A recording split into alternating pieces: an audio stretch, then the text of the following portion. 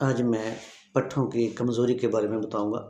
جن لوگوں کے ہاں اولاد نہیں ہوتی یا جن لوگوں میں کمزوری ہوتی ہے، سارے جسم کے پٹھوں کی کمزوری، تو یہ بہت زیادہ نوجوان نسلوں کا اور جو بزرگ ہیں ان کے لیے بہت زیادہ مسئلہ ہے۔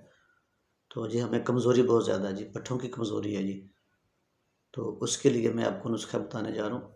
تو یہ بہت ہی زبردست نسخہ ہے، اس کے اوپر عمل کریں، خود گھر میں بنائیں، تو اس کو 1.5 سے 2 ماہ کھائیں، انشاءاللہ ہر طرح کی کمزوری ہمیشہ کے لیے ختم ہو جائے گی۔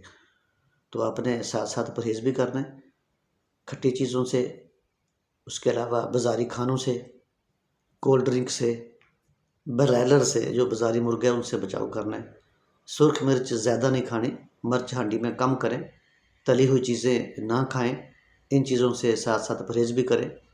تو یہ انشاءاللہ بہت اچھا نسخہ ہے، تو اس کو گھر میں بنائیں، اس کے اوپر عمل کریں، تو کبھی بھی آپ کو اس کے کوئی شکایت نظر نہیں آئے گی۔ تو آپ لکھ لیں۔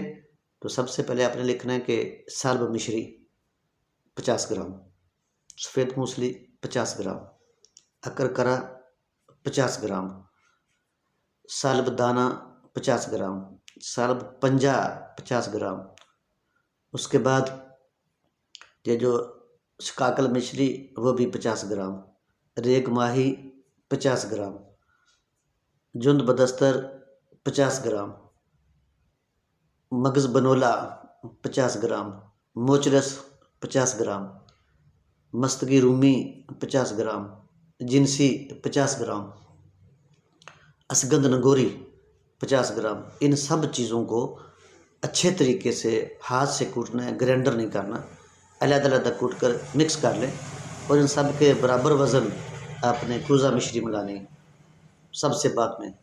تو کسی اچھی پیکنگ میں اس کو بند کر کے، شیشے کی ڈبی ہو یا کوئی اچھا برتن ہو اس میں بند کر لینا۔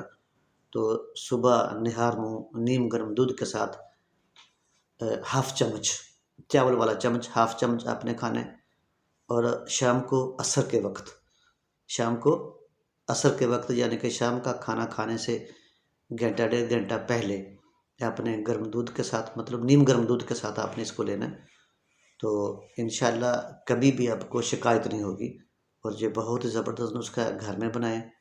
میں بہت عرصے سے لوگوں کو کھلاتا ہوں، دیتا ہوں، تو اس سے کسی قسم کی آپ کو کمزوری نہیں رہے گی۔ پھر بھی اگر کسی کو نہ پتہ چلے تو مجھ سے ان باکس میں آ کے رابطہ کر سکتا ہے۔